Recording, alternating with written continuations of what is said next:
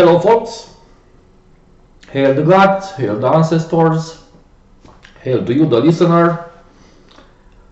I will speak today about a more exotic subject from the Nordic religion, a subject that has to do somehow with shadow work. It's at the edge of,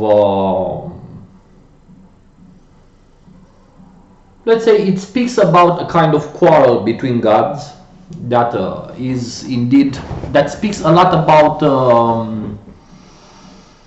how even the gods have their own shadow that follows them, in terms of even the gods have to work with themselves. And for this, I have here a translation. Lokasenna, translated here as the words of quarrel of Loki, or Loki's words of quarrel. I will not read the entire piece because it's not lengthy, but I will explain to you what happened here. But basically what happens is that Loki enters the hall where everyone had a big party, and he challenges every important god there until he meets Thor, and Thor pushes him out of the hall by threatening him with his hammer. Let's see how many times. I have not counted. I wanted to count.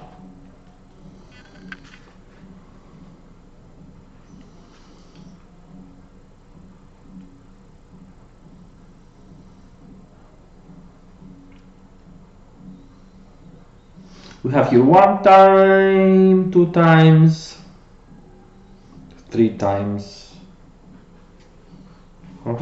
3 times.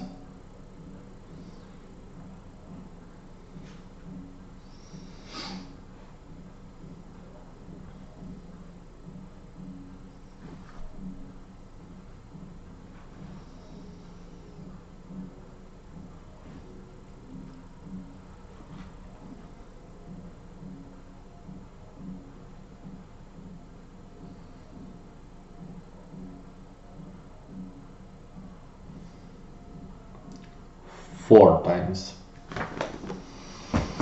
times. Thor says to Loki to shut up, but in a magical way, invoking also the Mjolnir hammer. So he enters the hall, and what he speaks is not really untrue. He provokes all the gods there and speaks about their own sins. Some of the mentionings in the Lokasenna are clearly directed at some sagas that were lost. I will not say anything here offensive to the gods, but I'm pretty sure some of you may know about what I'm speaking. So basically what Loki does is challenging and putting a mirror in their own face, and they react very badly to that mirror, let's say. Only brute strength chases him out, Thor. And then all the episode with Baldur happens also, when Loki assassinates Baldur, the son of Lord Odin.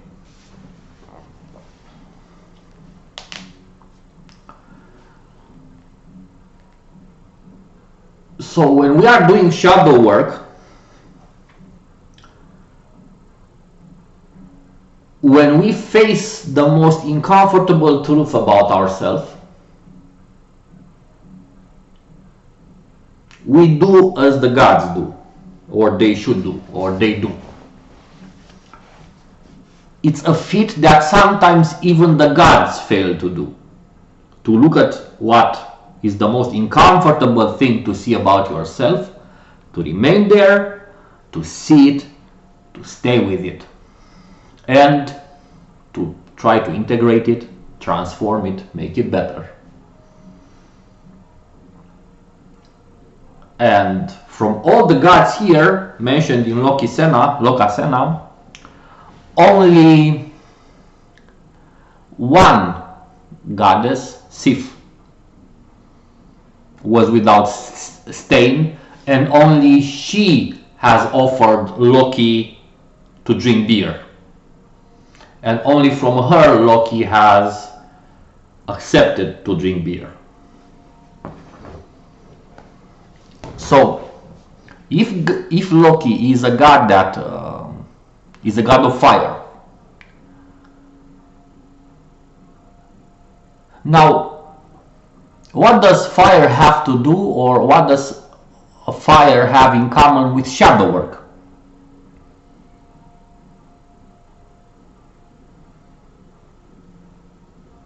This is a very important question, because fire is akin to philosophical spirit. A spirit that maybe it's not really understood by many.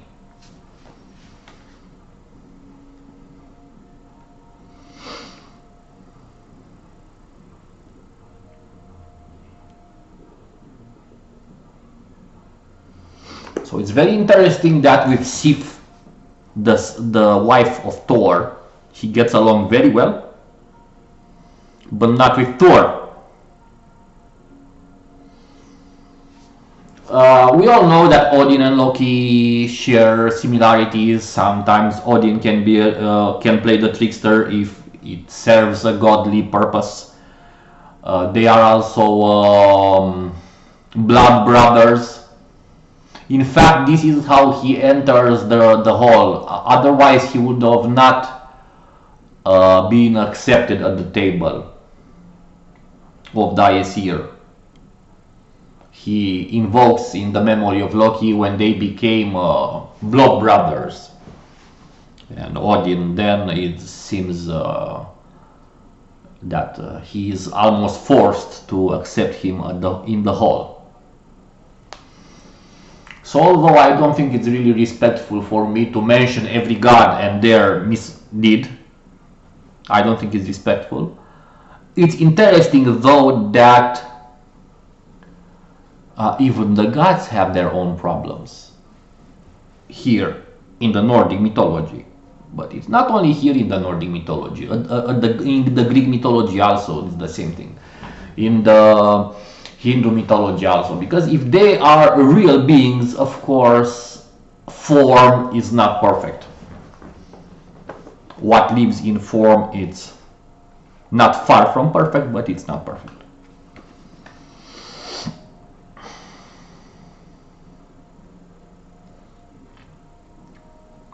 So yes, the mirror of Loki, the mirror of the soul.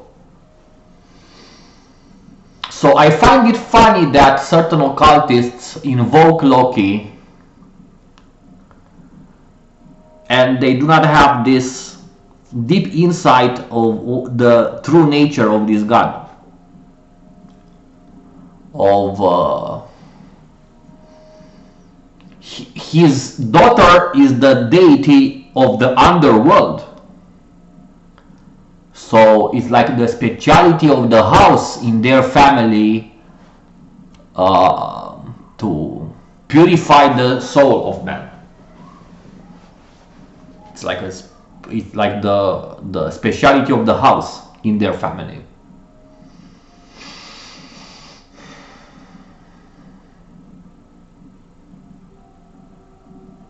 There are many things here that also have a very profound esoteric value for the practitioner. Anyway, this is the idea. Loki made them feel very uncomfortable. Dude, I understand him from this point of view, because I also, when I speak with certain practitioners or occultists, if we end up to get to know each other better, guess what happens? I have the bad habit to help them if they ask help, They usually ask help. Oh, please teach me shadow work, please. Show me. And I touch the deepest trigger and the deepest button of that person at one point. And it's over.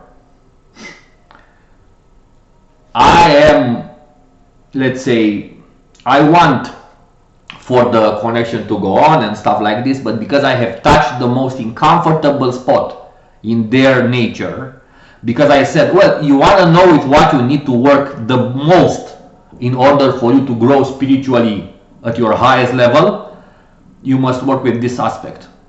And they look at that aspect, they want to vomit. And guess what? You think you can do it? It's not easy to look in the most uncomfortable space in you and really look there and say, I recognize this, it's mine.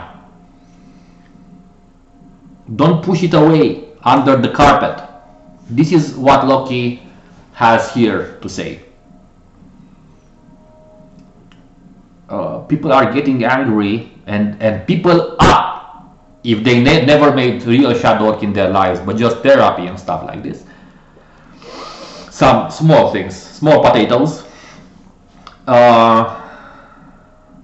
they will begin to hate you. If you show them at their own request the key to their most deepest spiritual need to cleanse, to work with, to transmute, to integrate, you become the enemy, because you risk to become their enemy if they do not accept the truth about that uncomfortable space in them. I'm not speaking here about small potatoes. I'm speaking about a real thing that they lie to themselves about, that is very hard for them to recognize to themselves. This is the job of Odin, but also of Loki. Okay, so I have read Lokasenna. I don't sympathize with Loki right now. I sympathize with Sif. She was without stain. I sympathize with all the gods had to do certain things for the circumstances in which they found themselves.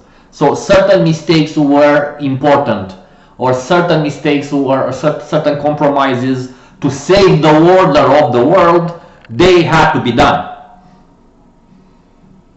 Okay, simply put, Loki says, you guys could do better than this. Fire transmutes. Fire is fire. It transmutes. Its job is to stir up things. So I really understand the meaning here of Lokasenna. And if someone sees that uncomfortable space in them and sees it for real, sees it in the real sense and surpasses it, that's a very deep philosophical and spiritual key for his entire or her entire life.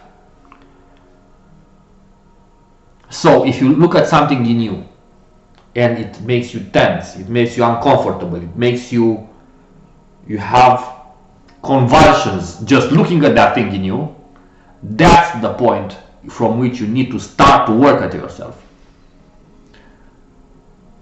It has defense mechanisms, of course, but I'm speaking here about the real deal, baby, the real shadow work that starts with specifically that thing. And yeah, this was my input on Lokasenna. This is the meaning behind it. It's very interesting. Like I said, it has many other esoteric truths attached to it. But I recognize myself in the dialogues. Honestly. Hail the gods, may we all prosper, and leave a like, share the video, and subscribe to help this channel grow, guys. I will bring more to the table if the channel grows. Okay? Have a nice day.